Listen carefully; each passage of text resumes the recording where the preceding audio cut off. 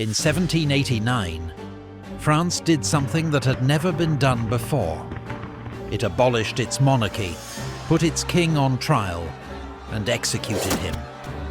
The people were in charge now. A new era had begun. At least that was the idea.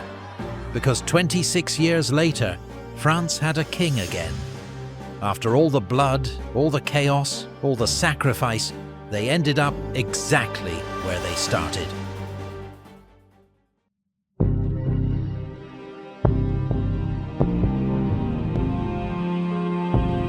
France in 1789 is a country about to break. King Louis XVI rules from Versailles, the most extravagant palace in the world.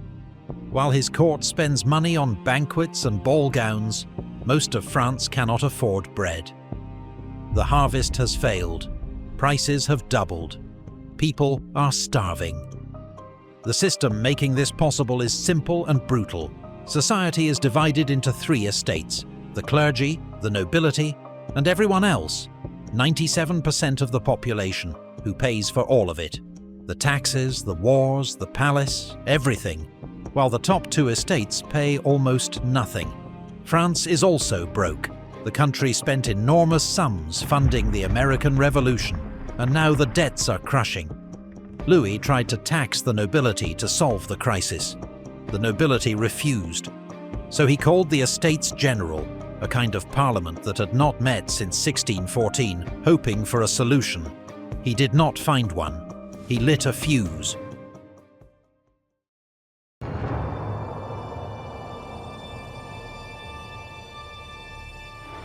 July 14th, 1789.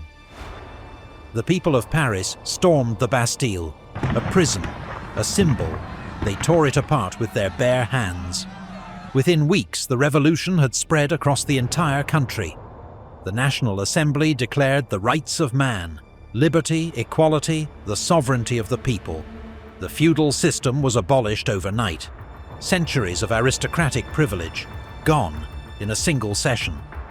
It felt like the beginning of something entirely new. It wasn't. By 1792, France was surrounded by European monarchies, terrified that revolution would spread to their own countries. Inside France, paranoia was growing fast.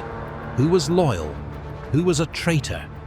In September 1792, mobs broke into Paris prisons and massacred over 1,000 people suspected of being enemies of the revolution. In January 1793, King Louis XVI was found guilty of treason and guillotined in a public square. And then came the terror.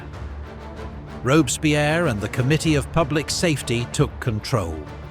Their logic was simple and terrifying.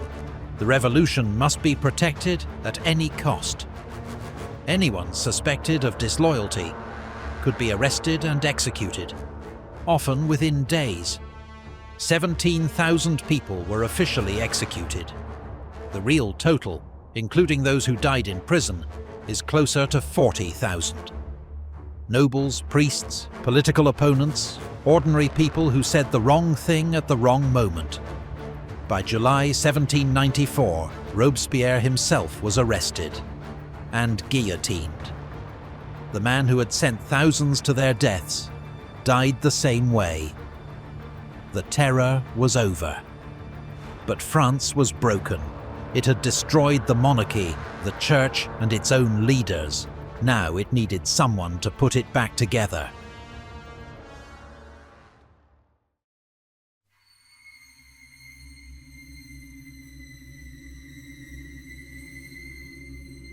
A new government took over in 1795. The Directory. 5 men ruling together, trying to stabilize a country that had been through absolute chaos. It failed. The Directory was corrupt, ineffective, and despised. France was still at war. The economy was still broken.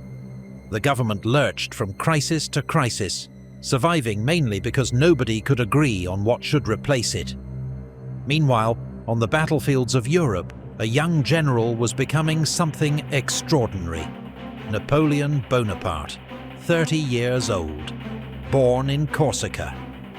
By 1796, he was commanding the Italian campaign and winning brilliantly against enemies who should have crushed him. France loved him. While the politicians in Paris failed, Napoleon was conquering northern Italy and winning battle after battle. He was competent.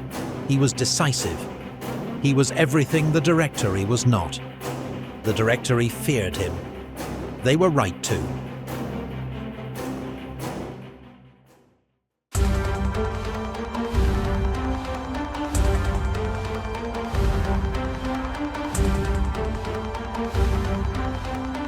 On the morning of November 9th, 1799, Napoleon rode through Paris at the head of his troops. By midday, 3 of the 5 directors had already resigned. The government was over before the coup had reached its critical moment. The following day, Napoleon rode to Saint-Cloud to address the Council of 500. A speech, a formality, or so he thought. When Napoleon entered the chamber, the delegates turned on him. They shouted. They surged forward. Some physically grabbed at him. His guards dragged him out of the chamber. And then his brother Lucien stepped in. Lucien walked out of the chamber, stood before the troops assembled outside, and told them that foreign-paid assassins had attacked his brother inside. The troops marched into the chamber. Delegates fled through the windows, some literally jumping out to escape. By nightfall, the Council of 500 was dissolved. A provisional government was formed. At the top of it, Napoleon Bonaparte, first consul of France. The revolution had taken 10 years to remove one king.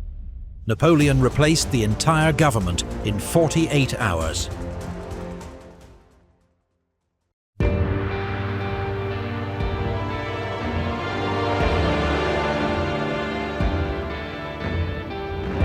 Napoleon moved fast. He reformed the legal system, the banks, the schools.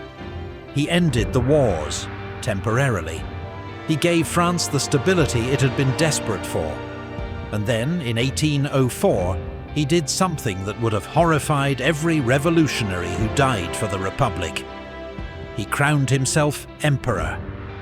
In Notre Dame Cathedral, in front of the Pope, Napoleon took the crown out of the Pope's hands and placed it on his own head. He owed his power to nobody. Not the church, not the people, not the revolution. The man who rose from a revolution that executed kings made himself something greater than a king. For a decade, Napoleonic France dominated Europe. At its peak, the empire stretched from Spain to the edge of Russia.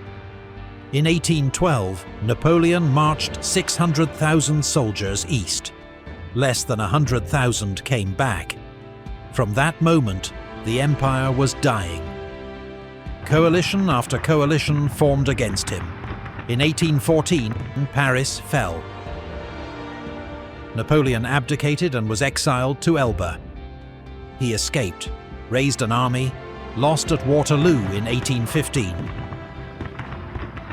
Exiled again, this time to St. Helena, a tiny island in the South Atlantic. He never left, and into the vacuum he left behind walked the Bourbon monarchy. Louis XVIII, brother of the guillotined king, took the throne of France. In 1789, France abolished its monarchy and executed its king. 26 years later, France had a king. What went wrong? Nothing went wrong. What happened was more human than that. The revolution destroyed the old system, but it could not agree on what to build in its place. Into that uncertainty stepped men willing to grab power.